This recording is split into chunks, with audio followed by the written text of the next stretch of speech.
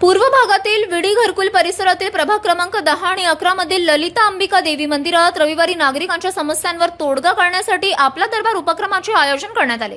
या उपक्रमाला परिसरातील नागरिकांचा उत्स्फूर्त प्रतिसाद मिळाला। यावेळी नागरिकांनी पाणी पुरवठा, रस्ते, स्वच्छता, ड्रेनेज तसेच इतर मूलभूत सुविधांशी संबंधित विविध समस्या मांडल्या। नगरसेवक प्रथमेश कोटे यांनी सर्व तक्रारींची दखल घेत संबंधित विभागांशी समन्वय साधून त्या लवकरात लवकर मार्गी लावण्याचे आश्वासन दिले। मागील दरबारात मांडण्यात आलेल्या उर्वरित समस्यांवरही आवश्यक कार्यवाही करण्यात आल्याची माहिती त्यांनी दिली। हा 5वा आपला दरबार असून या उपक्रमामुळे नागरिकांचे प्रश्न थेट प्रशासनापर्यंत पोहोचवून त्यांचे निराकरण होत असल्याचे प्रथमेश कोठे यांनी सांगितले। यावेळी अजय पूनम, सतीश सिरसिल्ला यांच्यासह परिसरातील नागरिक मोठ्या संख्येने उपस्थित होते।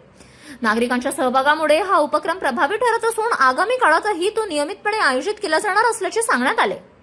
आपला दरबारचा हा 5वा आपला दरबार आहे आणि आपण जर सगळे आपला दरबार बघितला तर नागरिकांचा उत्स्फूर्त असा प्रतिसाद आम्हाला मिळतोय आणि नागरिक त्यांच्या समस्या घेऊन येत आहेत। निश्चित मागच्या आपला दरबारमधील जेवढे काही समस्या आहेत त्यातल्या आम्ही मॅक्सिमम समस्या जेणेकरून नागरिकांची सोय होईल अशी 75% समस्या आम्ही त्याचे निवारण केलेले आहेत। आणि आजच्या सुद्धा आपला दरबारमध्ये अनेक जण पाण्याच्या संदर्भातले असतील किंवा रस्त्याच्या संदर्भातले असतील, ज्यांना लोकांना दररोजचे जे प्रश्न आहेत ते भेडसावत आहेत, ते सांगण्याचं काम त्यांनी या निमित्ताने आमच्यापर्यंत पोहोचवण्याचं काम करत आहेत। आम्ही ते काम अधिकाऱ्यांपर्यंत पोहोचवायचं काम करतोय। निश्चितच हा उपक्रम लोकांच्या मनाला भावणारा आहे। लोकांना खऱ्या अर्थाने एक माध्यम मिळालेलं आहे की आमचे सगळे नगरसेवक प्रत्येक भागात जाऊन प्रत्येक भागातल्या लोकांच्या समस्या जाणून घेऊन ते सोडवण्याच्या दृष्टिकोनातून हा उपक्रम आम्ही चालवत आहे। निश्चितच ही उपक्रम आम्ही कायमस्वरूपी चालू ठेवण्याचा संकल्प आमचा आहे।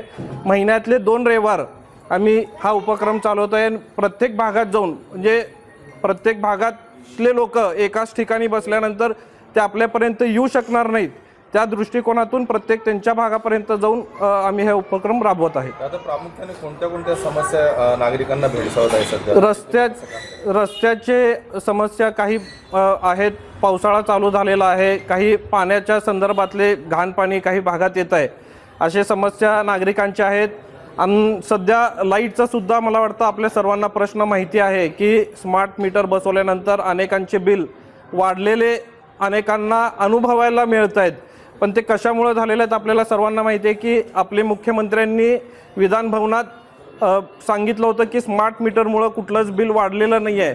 पण त्याचं नेमकं कारण काय आहे हे निश्चितपणाने आम्ही MECBच्या सुद्धा अधिकाऱ्यांना बोलून त्याच्यात काय करता येईल जेणेकरून लोकांचे जे बिल वाढले गेलेले आहेत त्याच्यात आपल्याला त्यांना कसं सुविधा देता येतील किंवा त्यांचं बिल कसं कमी करता येईल या दृष्टिकोनातून आम्ही प्रयत्न करू।